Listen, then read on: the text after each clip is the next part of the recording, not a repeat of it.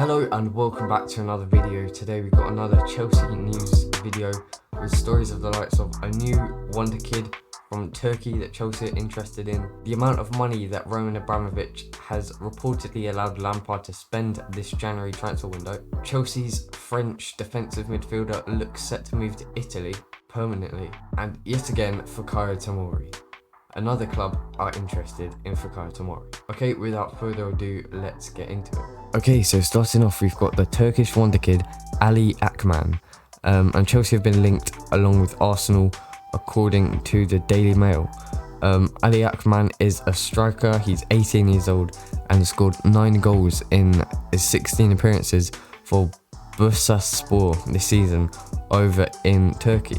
Arsenal look like they are also interested in Akman, but I personally don't see Chelsea signing another young player. We've already got a great young squad, and despite him looking like a great striker, he's scored 9 goals in 16 appearances over in Turkey.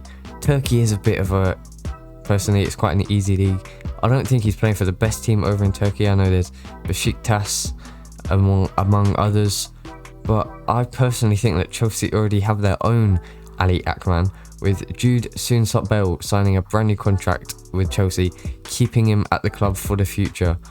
If you don't know, Jude Soonsop-Bell is an academy graduate, and he's a striker, and he's brilliant in the academy.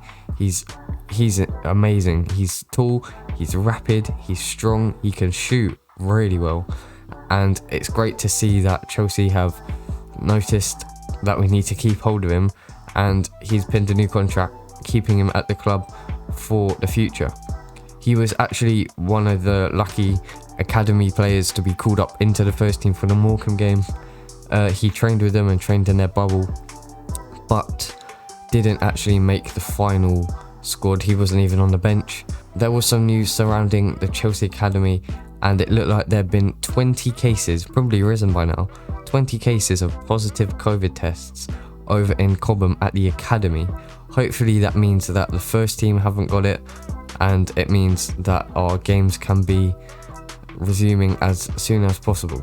I don't really personally see us signing Akman. We've already got enough young attackers, or especially strikers. We don't need another striker. Timo Werner is much better as a striker. We already got Olivier Giroud and Tammy Abraham. We don't need another striker. Aston Villa's first team all had to self-isolate after a COVID outbreak in their squad, and their game against Tottenham Hotspur, which was I think due to play today, got cancelled.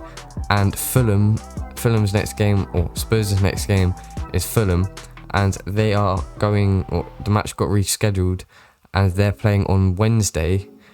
But if you might know, Chelsea were meant to play Fulham on Friday, and you can't have a two-day turnaround for another game. So Chelsea's game against Fulham has been rescheduled from Friday to Saturday. So, not hopefully, but Fulham might find it a little bit difficult, especially against Chelsea, one of the stronger teams in the league, alongside them only having a few days to recover from another difficult game, Tottenham Hotspur. Okay, so in the summer, Chelsea spent over £250 million in Timo Werner. He cost, I think, 45. Hakim Ziyech, he cost, I think, 40. Kai Havertz obviously cost 80 plus add-ons. Ben Chilwell cost 50.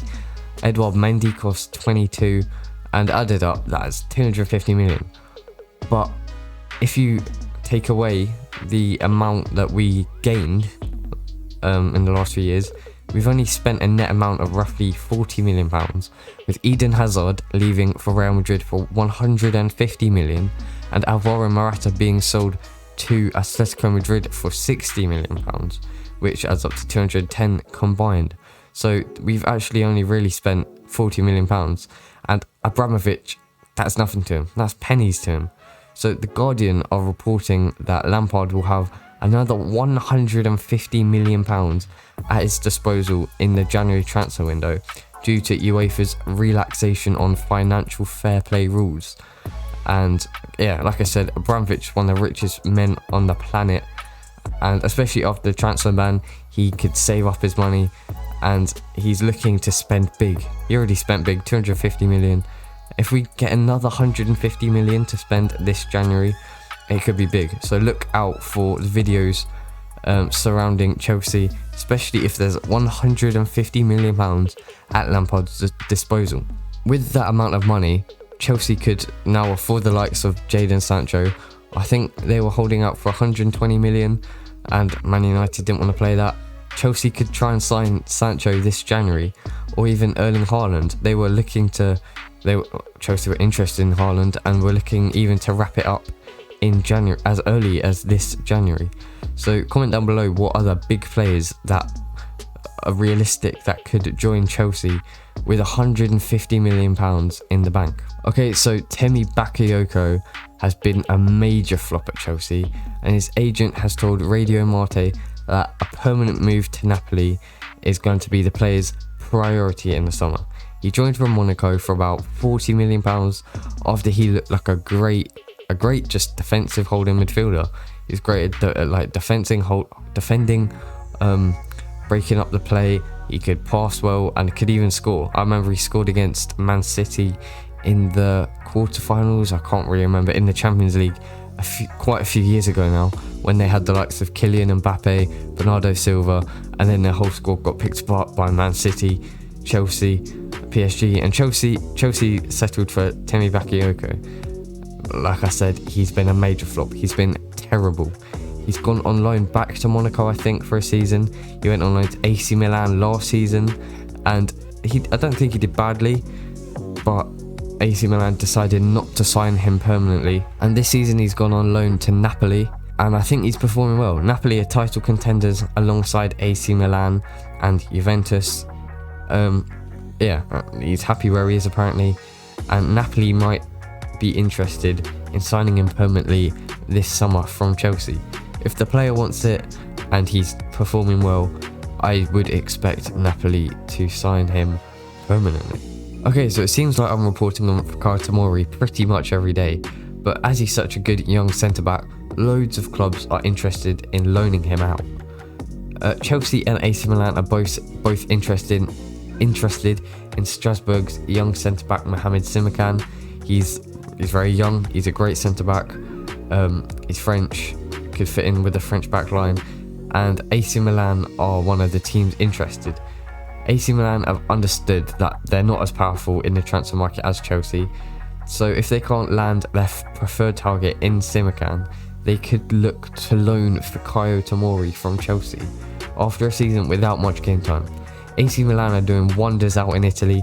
They've brought back Ibrahimovic, Donnarumma in goal is keeping them in games, and they're looking like good, like solid title contenders for the Serie A or whatever it's called now.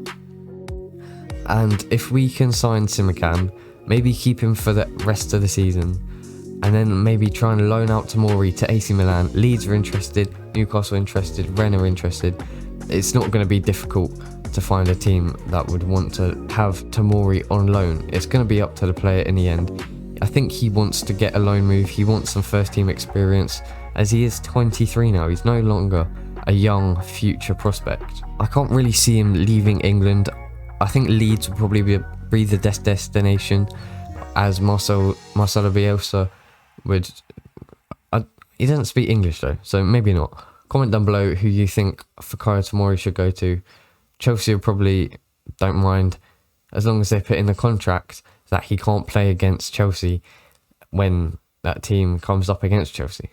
Okay, that is all for today. Thank you very much for watching. Comment down below your thoughts on these stories. Make sure you like, make sure you subscribe if you're new around here, and turn on the notification bell so you don't miss out on any of the daily Chelsea transfer news videos that I'm going to be uploading. Thank you very much for watching, and bye.